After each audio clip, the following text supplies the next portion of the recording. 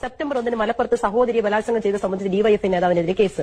September 3 MLA P K ശശിയുടെ പീഡന വിവരം പുറത്ത്. സെപ്റ്റംബർ 5 എംഎൽഎ ഹോസ്റ്റലിൽ വെച്ച് ഇരിങ്ങാലക്കുടയുടെ ഡിവൈഎഫ്ഐ നേതാവിന്റെ പീഡനം പുറത്ത്.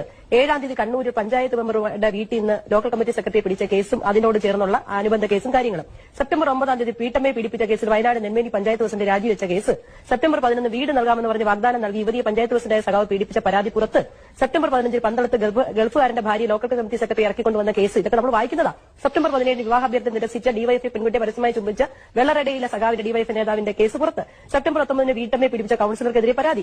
21 വീട്ടമ്മയുടെ പെൺകുട്ടിയുടെ ദേഹത്ത് മണ്ണെണ്ണ ഒഴിച്ച് അപായപ്പെടുത്താൻ ശ്രമിച്ച കണ്ണൂരിലെ ബ്രാഞ്ച് സെക്രട്ടറിയുടെ കേസ്. 23 ചെങ്ങന്നൂർ തെരഞ്ഞെടുപ്പിന്റെ തലേന്ന് മുങ്ങിയ സഖാവ് മജാനേതൃത്വത്തിലുള്ള ചക്കരക്കുളം വാട്സ്ആപ്പ് ഗ്രൂപ്പിൽ വന്നതൊക്കെ നിങ്ങൾക്ക് ശ്രദ്ധിച്ചിട്ടുണ്ടാവും. 25 വീട്ടമ്മയെ പീഡിപ്പിച്ച തച്ചനാട്ടുകാരെ ഡിവൈഎഫ്ഐ നേതാവ് ഒളിവിൽ. 27 സ്കൂൾ വിദ്യാർത്ഥി പീഡിപ്പിച്ച കേസിൽ വിആർപുരം ബ്രാഞ്ച് സെക്രട്ടറിയുടെ കേസ് പുറത്ത്. 29 13കാരന്റെ പ്രകൃതിവിരുദ്ധ പീഡനത്തിന് ഇടയാക്കിയതിന് മഞ്ചേശ്വരം ഏരിയ കമ്മിറ്റി നേതാവ് ബാലസംഘം ജില്ലാ കൺവീനറുമായ ഫറൂഖിനെതിരെ കേസ്. ഒക്ടോബർ മാസം ഈ മാസം 1 പാർട്ടി അനുഭാവിയായി വീട്ടമ്മയെ പീഡിപ്പിച്ച കേസിൽ മണ്ണാക്കാട് ബ്രാഞ്ച് സെക്രട്ടറി അറസ്റ്റിൽ. ഒക്ടോബർ 3 13കാരിയെ പീഡിപ്പിച്ച വെഞ്ഞാറമ്മൂട് സിപിഐയുടെ ലോക്കൽ കമ്മിറ്റി സെക്രട്ടറി അറസ്റ്റിൽ ഇപ്പോൾ റിമാൻഡിലാണ്. അത് കഴിഞ്ഞ് 5 തൃത്താലയെ KSC നേതാക്കളിൽ നിന്ന് അധ്യാപികയെ പിടിക്കാൻ ശ്രമിച്ചു എന്നുള്ള കേസ്. ഏറ്റവും അവസാനം ഇതാ മുകേഷിന്റെ കേസ്. ഇത്തരം ഒരു പരമ്പര കേരള ചരിത്രത്തിൽ ഇന്ന് വരെ ഒറ്റപ്പെട്ട സംഭവങ്ങൾ ഉണ്ടായിട്ടില്ല എന്നൊന്നും ഞാൻ പറയുന്നില്ല. ഇതുപോലെ 48 മണിക്കൂർ വീതം വെച്ചുകൊണ്ട് ഏത് രാഷ്ട്രീയ പാർട്ടി